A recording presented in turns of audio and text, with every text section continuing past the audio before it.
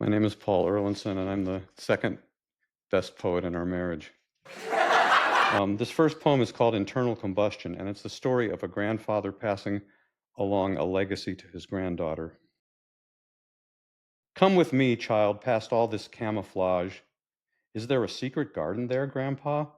Not quite. It's just a small, padlocked garage to keep out the enforcers of the law. I keyed the lock and lifted up the door for just the time it took us to walk in. The bulb inside was 60 watts, not more. I closed the door and she began to grin. What's that, Grandpa? Is it like Ezekiel's wheels? Or like some dragon full of majesty?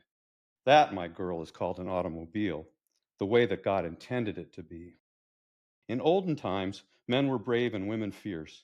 We steered our own machines, commanded flame, with pulsing violent roar I know would pierce the souls of timid moderns grown too tame. Autonomous back then pertained to men and women, whom these brute machines obeyed. But now we've yielded all control to them, to these completely soulless cars we've made. May I please touch it, Gramps? She asked me, keen. Oh, I insist, I said, learn every curve. She moved with reverence to the machine and measured it with heart and hand and verve. Imagine now the thundering exhaust and rubber smoke from crisply chirping tires. Imagine mankind not enslaved to cost, but free to race the way the heart desires. These were not fashioned by some gamer geek, but crafted out of elbow grease and passion. Their power would make faint the modern meek and cause their sissy faces to turn ashen. These fire-belching dragons we adored commanded our respect, but not our fear. So here's to Harley Earl and Henry Ford, and everyone to ever grind a gear. Their spirit, child, I see it in your eyes, or else I'd not have brought you here to see what others of your age would just despise, but you will keep this car alive for me. Alive for some bright day when once again the riotous act of driving is reclaimed. Then you will start this hot rod, and weak men shall gaze upon its glory and be shamed. Thank you. This goes back, this is called The Rival. It goes back, it's about my wife's love of birds. She likes to spot cardinals out her window. So that's what this is about. My lady arises and opens the shade and bends at the waist to peer out of the pane, where my rival intones his melodious refrain. I lie on our cool morning bed, yet unmade. His love song enthralls her. She hears and obsesses. No part of her mind is on me or our bed. Her thoughts are ablaze with his fiery red. I gaze on the form her brief nightgown caresses. On guard, my opponent, I'm stealing your tune. I'll learn it, refine it, and bring it alive.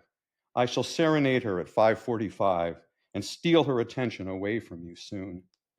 But no, there's your color. She aches for a glimpse of your bright apparel. My clothing is lame. I'll hie me to Kohl's for a shirt bright as flame.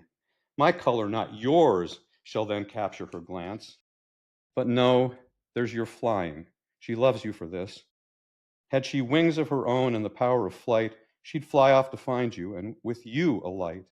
You've won her, my rival, by bringing her bliss. But still I adore her fine form from this view and watch her as closely as she watches you.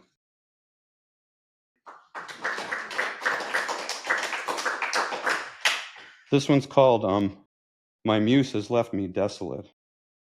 And it has one scripture reference, and it was ordained by angels in the hands of a mediator, talking about the law of God coming down, the mediator being Moses. My muse has left me desolate this year. October, not a single word from her. My brush will hold no paint, my pen won't stir, and I sit trapped in uninspired fear. Some friend will murmur to me as a curse, no guide but Christ, and no muse but the church. But God through intermediaries works, and all who say such things write rotten verse. When God passed down his holy law, it came, ordained by angels through Moses' hand. Return, my muse, release me from these bands, and mediate God's poem to me the same. Come home, my holy angel, heed my call. Return to me, thou Moses of my verse. All other muses make my writing worse. I need your kindly succor, lest I fall. Perhaps some other poet has you now, and some more agile painter hears your voice. Abandon them. Come make my heart rejoice. Renew with me our old, true-hearted vow. And then shall heart, hand, pen feel no restraint. Once more I'll gladly follow, you shall lead. The finger-graven tablets you shall read, and I shall sing and write and dance and paint. This one is called Three Atoms, and it's about getting my first tattoo on my back at age 54, inspired by the Flannery O'Connor short story Parker's Back. I have a Byzantine. It's not really Byzantine. It's from a stained glass window, but it's the head of Christ with the crown of thorns bleeding all down. And I got that without telling my wife I was going to get it. But that's another story. But it's Suicide Kings is the name of the tattoo parlor where I got this, so that's going to come up. It's about all you need to know, I guess. Dali paintings, skulls and monsters, particolored wings, cards and dice and portraits line the walls of Suicide Kings. Breathing shallow, still as rock, I'm trying not to blink. Virgin plains of ruddy skin imbibing jet black ink. Adam leans against my back and scribes a fearful face, an image of the savior of our race. Then, as the needle does its work, three atoms fill my mind. One, the ancient orchard thief and ruiner of mankind. Two, redeemer of the first who back to Eden beckoned. Three, the artist at my back illumining the second. For as by Adam number one the world was filled with sin, so Adam too took sin away for one and all his kin. And as the second took on flesh to save one from the brink, so shall the hand of Adam 3 incarnate two in ink. The artist's hand creates bold lines of energy and vigor, which on my back in turn create a large and startling figure. It is finished, groans the second Adam from the tree. I'm all finished, quotes the joyful Adam number 3. I don my shirt, like St. Veronica's veil, it's blessed, with visage of the dying Christ, miraculously impressed.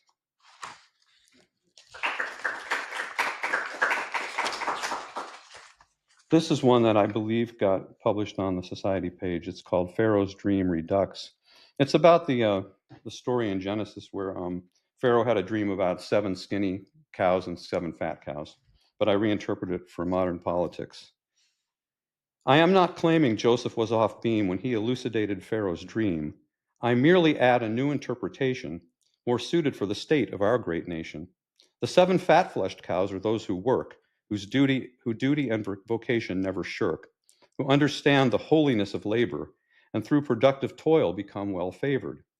The 7 lean-fleshed cows are those whose fate has been to be trapped by the welfare state. In Johnson's war on poverty enmeshed, but after 6 decades are still lean-fleshed. Productive cows may shortly be consumed, but skinny cows to leanness still are doomed. For just as Margaret Thatcher once opined, we soon run out of other people's kind.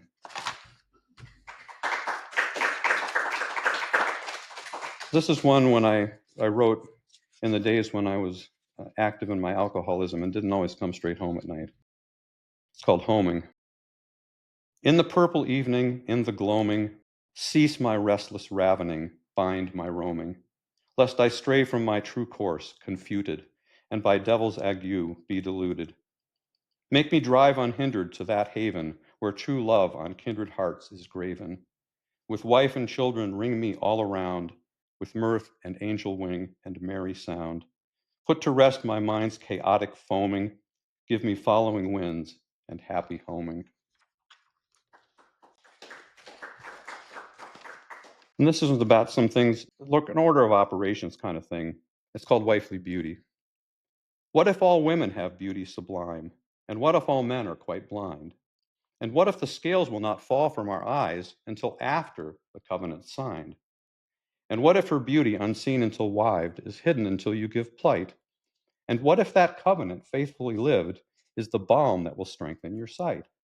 In that case, my son, I suggest that you vow, that you promise, commit, swear, and yield. And do not seek beauty to cause you to love, but love and see beauty revealed.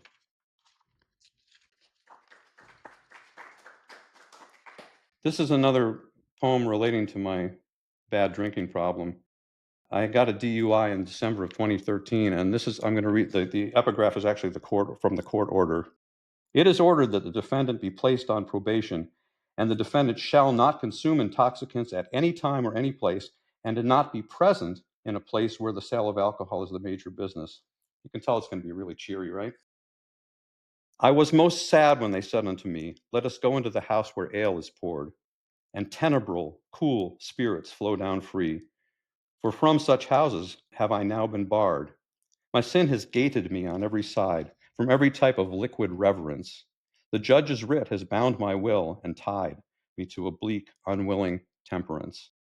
When I recall this, I pour out my soul, for I had gone in with the multitude to this or to some other watering hole, with voice of praise and joyful attitude. But now the streets are dark. My friends inside the merry meeting place think not of me. Communion with them, there I've been denied. I'm excommunicated by decree. Yet in the life to come, I will imbibe the beer of beer and sip the wine of wines. All glory to the bartender ascribe, and worship at that holy pub betimes. This last one is called, my wife and I worship in churches that are called the Anglican churches. And often there are two services. There's like the full-blown 10 or 11 o'clock a.m. service where they have a full choir and lots of songs. It lasts about an hour and a half, hour and 45 minutes. Then there's the 8 o'clock service for people with an early tea time that need to get in and out. And this is dedicated to them. It's called 8 o'clock Anglicans. I wrote this one in 2009. 8 o'clock Anglicans rise before dawn. Early to Eucharist their hearts are drawn. At 7:50 they cross the church lawn. 1 hour later they worshiped and gone. Weekly, they ratify God's 10 commands. Stiff at attention, each worshiper stands. 8 o'clock Anglicans don't raise their hands, and haven't since when they were young confirmands. 8 o'clock Anglicans don't sing too much, chant the Venite or any else such, preferring the plain spoken word, like the Dutch. And then at the peace, there is hardly a touch.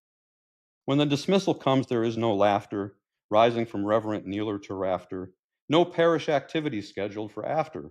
So home goes each 8 o'clock son and each daughter.